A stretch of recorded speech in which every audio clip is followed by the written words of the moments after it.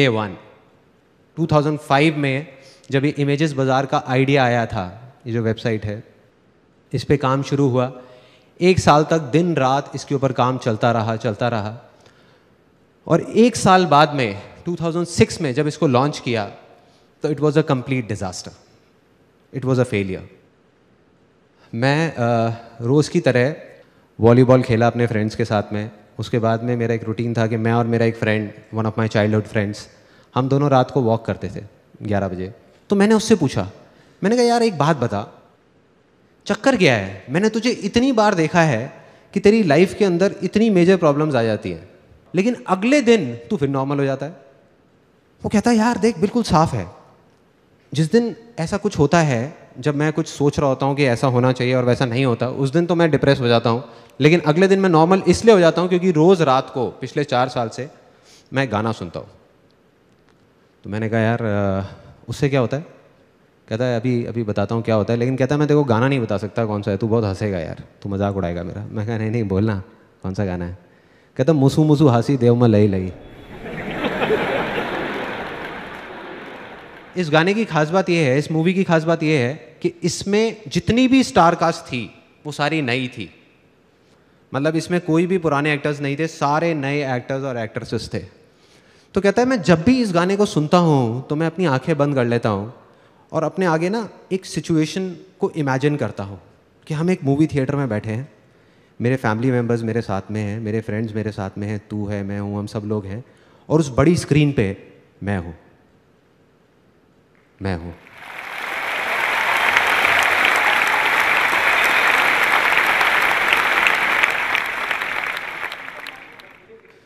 सो ये जो छोटी सी चीज़ सुनने में लग रही थी, ये मेरे को समझ आ गई थी कि कुछ बड़ा है इसके अंदर। मैं इमीडिएटली घर गया, मैंने कहा ये एक बार सुनता है ना गाना, मैं 50 बार सुनूंगा एक दिन में, देखता हूँ क्या होता है। क्योंकि मैं ना कोरिलेट कर रहा था चीज़ों को। मैंने एक बुक पढ़ी थी, think and grow rich by Napoleon Hill. किसने पढ़ी है यहाँ पे? पढ़ी है, ओके। सो उसमें एक इमेजिनेशन के ऊपर पूरा का पूरा चैप्टर था, और जब मैंने वो पढ़ी तब मैंने कुछ नहीं किया। मैंने कहा छोड़ना, इमेजिनेशन चैप्टर पढ़ा और आगे निकल गया। सुना उस टाइम पे बहुत अच्छा लगा, लेकिन आगे निकल गया। लेकिन जब प्रैक्टिकली मैंने अपने दोस्त को ये करते हुए देखा तो मैंने कहा करके देखता हूँ क्या प्रॉब्लम है। घर गया, जा करके एक सीडी पड़ी हुई थी, audio CD of one of my favourite songs. वो सॉन्ग मेरा फेवरेट होता था, उसको मैंने सुनना शुरू कर दिया लूप में लगा करके, पागलों की तरह। मतलब शुरू में मैं 1 बार सुना, 2 बार सुना, 3 बार सुना, धीरे धीरे फील आने लगी, धीरे धीरे मुझे लगा कि मेरे अंदर कुछ एनर्जी सी चल रही है, कुछ हो रहा है। और मैं सिर्फ एक ही चीज़ इमेजिन करता था उस सॉन्ग को सुन करके, उसको प्ले कर देता था लूप में बार बार, और सिर्फ ये इमेजिन करता था जो मेरा अल्टीमेट एम था। वो क्या था कि मेरी जो साइट है इमेजेस बाज़ार, वो सिर्फ इंडिया की नहीं, पूरे वर्ल्ड की सबसे फास्ट साइट बन चुकी है। उस साइट में प्रॉब्लम क्या थी कि वो बहुत ही स्लो थी। मतलब एक सिंपल सर्च क्वेरी भी 1 मिनट 2 मिनट लगा देती थी, और जब ज़्यादा ट्रैफिक आ जाता तो साइट डाउन हो जाती थी कई घंटे के लिए। जिस वजह से, क्योंकि साइट डाउन रहती थी तो कोई आता ही नहीं था, या साइट इतनी स्लो थी इसलिए कोई नहीं आता था। तो मैंने इमेजिन करना शुरू कर दिया कि ये फास्टेस्ट साइट बन चुकी है पूरे वर्ल्ड की, और सिर्फ वही इमेजिन करता रहता था आंख बंद करके। मुझे नहीं पता था ये कैसे होगा। करता रहा। तो तीसरे दिन रात को 11:30 बजे जब ये गाना चल रहा था तो उसमें मेरी एक फेवरेट लाइन होती थी। घर वाले सब सो चुके थे, मैं शीशे के सामने जाके खड़ा हुआ और ये लाइन गाने लग गया चीख करके। Do you want me to sing that? Yes और नो? यस और नो? ओके।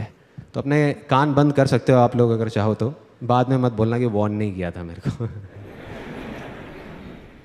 रोके तुझको आंधियां क्या जमीन और आसमां, पाएगा जो लक्ष्य है तेरा।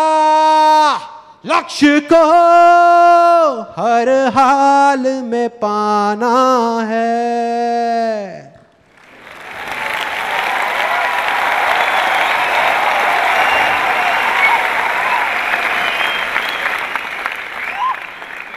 बड़ी अजीब सी लगेंगी ये बातें सुनने में, लेकिन मेरे को पता नहीं ऐसी अजीब चीज़ों में बहुत मज़ा आता है। तो ये जब किया, उधर से बाहर से मेरी मदर की आवाज़ आई, संदीप बेटे तुम अकेले नहीं रहते इस घर में। सुबह 6 बजे मेरी नींद खुली। मैंने ठान लिया, मैंने कहा अब जब तक ये साइट ठीक नहीं हो जाएगी, जब तक मुझे जवाब नहीं मिलेगा, मैं घर नहीं आऊँगा, मैं ऑफिस में बैठा रहूँगा। 8 दिन तक पागलों की तरह नेट पे बैठ करके ढूंढ रहा था, जवाब ढूंढ रहा था कि क्या होगा, कैसे होगा, क्या करूँगा, क्या नहीं। और ढूंढते ढूंढते ढूंढते ढूंढते धीरे धीरे अब मैंने प्रोग्रामिंग सीखना शुरू किया। I learn the basics of programming on my own. I learn how to read codes, I learn how to optimise search queries. आप लोग मेरे से ज़्यादा अच्छे तरीके से जानते होंगे इस बात को। डेटाबेस जो डिज़ाइन था हमारी, जो पूरा का पूरा जो पीछे का स्ट्रक्चर था, वो बिल्कुल बेकार था। तो मैंने जब वो सारा कुछ किया, डेटाबेस डिज़ाइन बनाया पेपर पे ही, अपना पेन पेपर ले करके, ये सब करने के बाद में क्या हुआ, वो जा करके मैं अपनी प्रोग्रामिंग टीम के साथ बैठा, उनको बोला कि ये हमको करना है। उसके बाद में उनको बताया कि इस चीज़ को ऐसे प्रोसीजर्स में कन्वर्ट करो, दिस वाज द प्रॉब्लम, ये प्रॉब्लम, वो प्रॉब्लम, बहुत चीज़ें हुई। 15 दिन बाद वो साइट लॉन्च हुई वापस से रिवैम्प करके, और अब की बार वो साइट नहीं रुकी, चल रही थी। तो वो जो चीज़ 2 मिनट लग रही थी, 1 मिनट लग रहा था, it came down to 1 second, 2 second, मतलब सारी प्रॉब्लम सॉल्व। और जैसे ये चीज़ हुई, उसके 1 महीने के अंदर अंदर, ज़्यादा टाइम नहीं लगा, ट्रैफिक आ गया साइट के ऊपर, लोग आने शुरू हो गए, सेल्स होनी शुरू हो गई, सब कुछ ठीक हो गया, सारी प्रॉब्लम जैसे कभी थी ही नहीं ऐसा लगने लग गया।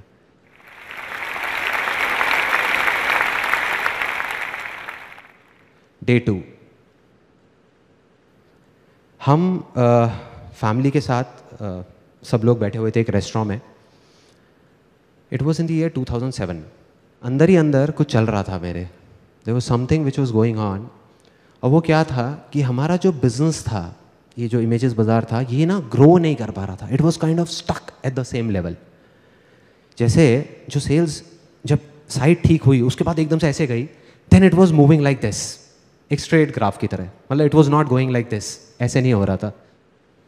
उस रेस्टोरेंट से जब खाना खा के हम नीचे उतरे, तो मैं गया उस रेस्टोरेंट के ओनर के पास में, जिनको हम प्यार से मामा बोलते थे, मैं और मेरे सारे दोस्त। उनके पास में गया, मैंने कहा मामा यार एक बात बताओ, यहाँ पे हमारे एरिया में पता नहीं कितने रेस्टोरेंट्स खुले होंगे, उसमें से बहुत सारे तो बंद हो गए और कुछ हैं जो धक्का दे दे करके चल रहे हैं, चलते जा रहे हैं। लेकिन आप हो, आपने एक छोटे से सेटअप से शुरू किया था, एक सिंगल छोटी सी दुकान से, और आज आपने इतना एक्सपैंड कर लिया। मतलब पहले एक दुकान थी, अब आपकी ऊपर इतनी सारी दुकानें ले ली आपने, 2 फ्लोर्स ले लिए, और आप एक्सपैंड करते ही जा रहे हो, इतनी तेजी से ग्रो कर रहे हो। भाई चक्कर क्या है, क्या चक्कर है? मतलब कुछ ना कुछ तो है ना कहानी। तो जैसे एक नॉर्मल रिएक्शन होता है, उन्होंने कहा अरे बेटा कुछ नहीं है, सब ऊपर वाले की कृपा है। मैं कहा नहीं मामा, कुछ ना कुछ है, कुछ तो है। मतलब मैं नहीं मान सकता कि ऐसे ही, मतलब ये तुक्का नहीं हो सकता, ये नहीं हो सकता। और मैंने उनके मुंह पे बोला, मैंने कहा ऐसा भी नहीं है कि आपका जो खाना है वो बहुत टेस्टी है। मैं कहा there are lot of other restaurants जिनका खाना आपसे अच्छा है, फिर भी वो इतना नहीं चल रहे। कहते लगता है तू नहीं मानने वाला। मैंने कहा नहीं। कहते 1 घंटे बाद आइयो, फिर बताऊंगा। तो मैं अपने घर वालों को ड्रॉप करके आया, उन्होंने अपना थोड़ा बहुत काउंटर समेटा, ऊपर सीढ़ियों पर जाने लगे। मैं और वो दोनों गए, उनकी किचन में चले गए। फिर उन्होंने जा करके अपने आदमियों से बोला, जो भी वहाँ पे किचन में काम कर रहे थे, हाँ भाई हो गया सबका, चलो समेटो। फिर 3 लोग, उन्होंने 3 बड़े बड़े भगोने उठाए, पतीले होते हैं भगोने, बड़े बड़े बोल, उसमें एक में दाल मखनी थी, एक में ग्रेवी थी, एक में थोड़ा डार्क से कलर की ग्रेवी थी। वो उठाए और बाहर निकल गए, वहाँ से नीचे सीढ़ियों पे जाने लग गए, नीचे उतरने लग गए। नीचे गए, सड़क पे चले गए, मैं भी पीछे पीछे। मैंने कहा देखता हूँ भाई क्या चक्कर है, क्या कहानी है। सड़क पे जा करके उन्होंने तीनों ने वो ले जा करके नाली में डाल दिया। मेरे को समझ नहीं आया, मेरे को अभी भी क्लियर नहीं हुआ। मैंने कहा ये क्या है मामा, ये इससे आपकी सक्सेस का क्या कनेक्शन है? तो उन्होंने एक ऐसी लाइन बोली कि मैं हिल गया, कि मैं हर रोज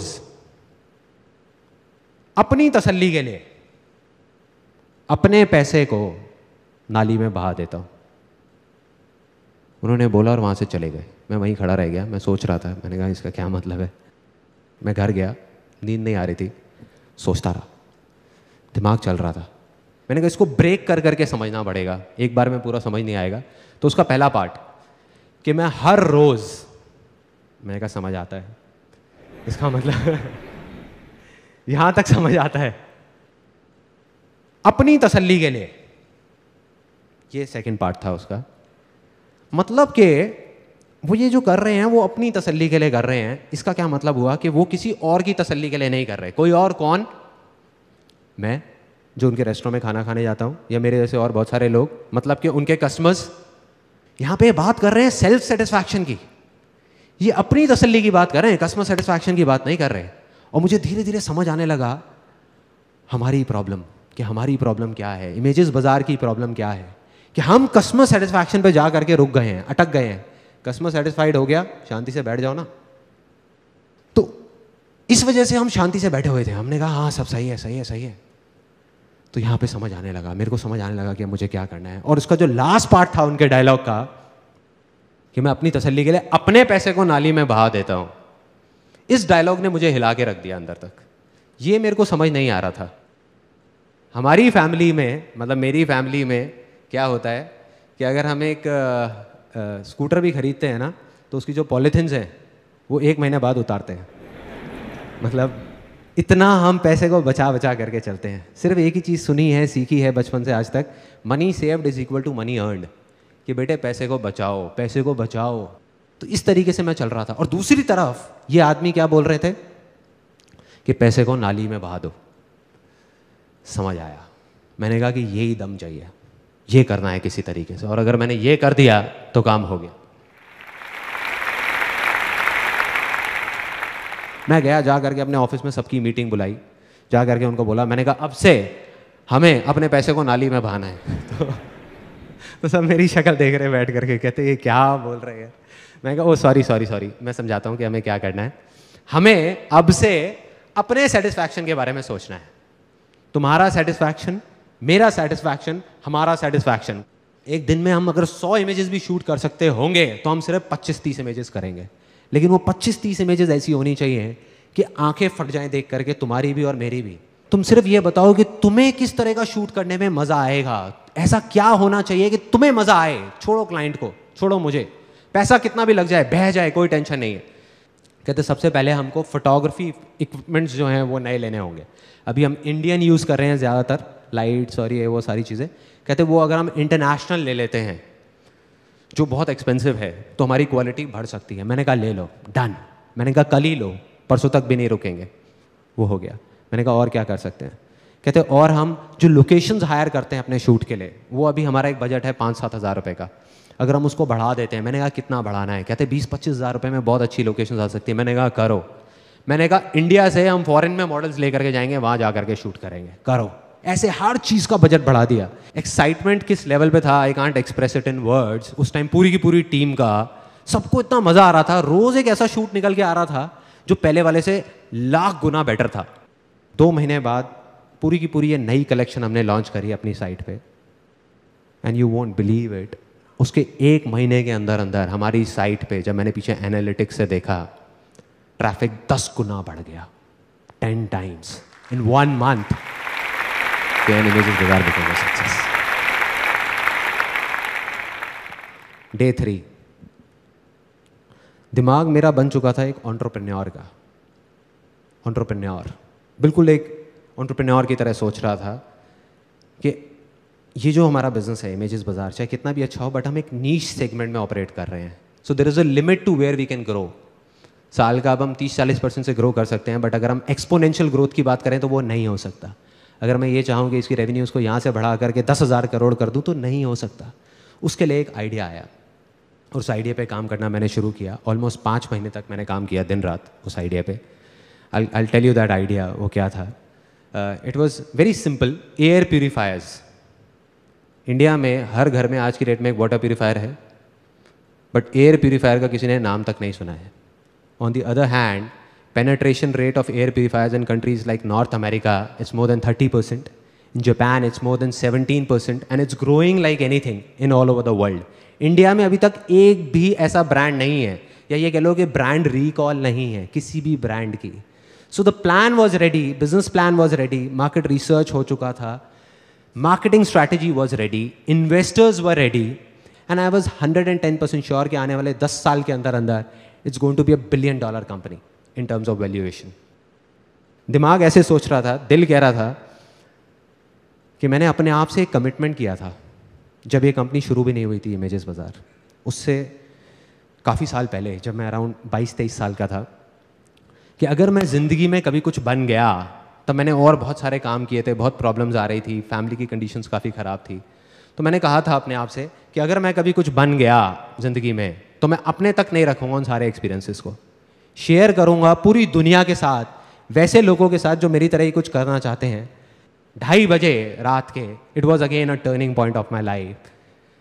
वो बिजनेस प्लान को मैंने फाड़ा, मार्केटिंग स्ट्रैटेजीज़ की पूरी फाइल बनी हुई थी उसको फाड़ा, जो इन्वेस्टर्स के सारे डॉक्यूमेंट्स थे सबको फाड़ा, ले जा करके डस्टबिन में डाला, अपना हैंडी कैम ऑन किया। मतलब मैंने अपने दिल की सुनी, दिमाग की नहीं। उस टाइम पे हैंडी कैम ऑन किया और जो मन में चल रहा था वो रिकॉर्ड कर दिया कि अब मैं ये करने वाला हूँ, वो करने वाला हूँ, मैं ये करूँगा, वो करूँगा। अगले दिन उसको एडिट करके यूट्यूब पे डाल दिया उस वीडियो को, और ऐड निकाल दी न्यूज़पेपर में, free life changing seminar by Sandeep Maheshwari. और एक ऐसी चीज़ करी जिसका मुझे कुछ नहीं पता था क्या होने वाला है, मन में डर था, बहुत कुछ था, लेकिन मैंने सिर्फ अपने दिल की सुनी, क्योंकि पूरी ज़िंदगी मैंने यही किया था। तो मैंने कहा अब मैं अपने दिमाग की नहीं सुनने वाला। और उसको करना शुरू किया। शुरू में बहुत छोटे लेवल पे, ऑफिस में ही एक छोटी सी जगह बना ली, वहाँ पे सिर्फ 20-25 लोग आते थे। मतलब कुछ था, मुझे नहीं पता था इसको करके क्या होने वाला है, पागलपन था, बेवकूफ़ी थी। ऑफिस में भी सब सोच रहे थे क्या हो रहा है, क्यों हो रहा है। घर वाले कह रहे थे क्या कर रहा है, क्यों कर रहा है, फ्री के सेमिनार्स, क्या फंडा है यार। और open to anybody and everybody, कोई भी आए, कहीं से भी आए। पहले 25 लोग आए, धीरे धीरे वर्ड ऑफ माउथ स्प्रेड हुआ। उसके बाद में 30-40 लोग आने लगे हर हफ्ते, 50 लोग आए, 100 लोग आए। उसके बाद में जगह कम पड़ने लग गई, तो हमने एक ऑडिटोरियम हायर करना शुरू कर दिया दिल्ली में। वहाँ पे हर हफ्ते के 400-500 लोग आते थे। उसके बाद में finally 20th October I conducted my last life changing seminar. और मुझे वो मोमेंट याद है जब पूरा स्टेडियम भरा हुआ था और मैं वहीं साइड में खड़े होकर के देख रहा था। It was kind of unbelievable for me. मुझे समझ नहीं आ रहा था ये हो क्या रहा है, कहाँ कहाँ से लोग आ रहे हैं, कौन कौन है, मैं किसी को जानता नहीं, पहचानता नहीं। और जब मैं वहाँ से नीचे उतरा तो लाइफ में पहली बार मैं रोया था। मेरे साथ में और हज़ारों लोग उस स्टेडियम में बैठे थे। कुछ ऐसा हुआ था उस दिन जो मैं अभी एक्सप्रेस नहीं कर सकता, मैं एक्सप्लेन नहीं कर सकता क्या था वो वर्ड्स में। लेकिन फिर भी अगर मैं कोशिश करूं एक्सप्रेस करने की, वो कुछ ऐसी है फीलिंग कि अगर अभी आप मुझे ऑप्शन दो कि या तो ये 10 प्राइवेट जेट हैं, ये मैं रख सकता हूं, या ये जो मेरी फीलिंग है, जो मैं अभी फील कर रहा हूं, या जो मैंने तब फील किया, ये सब करके जो मैं कर रहा हूं, इन दोनों में से किसी एक चीज को मैं रख सकता हूं और दूसरे को मुझे बस हटाना होगा, तो मैं 1 सेकंड भी नहीं लगाऊंगा, आग लगा दूंगा 10 के 10 प्राइवेट जेट्स में। यह है मेरे लिए सक्सेस आज के टाइम में। क्योंकि ना मुझे अब जाकर के असली सक्सेस जो है उसका मतलब समझ आ गया है। वो ये नहीं है कि हम कुछ चीजें इकट्ठी करने के लिए, जैसे प्रॉपर्टी, कार, बैंक बैलेंस, कुछ चीज़ें इकट्ठी करने के लिए ज़िंदगी भर बस भागते रहें, और जो चीज़ें हमारे पास नहीं हैं उसको सोच करके हम बस रोते रहें। ये नहीं है सक्सेस, ये सिर्फ एक ढोंग है, दिखावा है और कुछ नहीं है। असली सक्सेस है जो मैंने फील करी है, जब आप कुछ ऐसा कर जाओ कि अपनी हर चीज़ गंवाने के बाद भी, हर चीज़, आप हंसते हंसते मर सको। वो है असली success. That is success for me.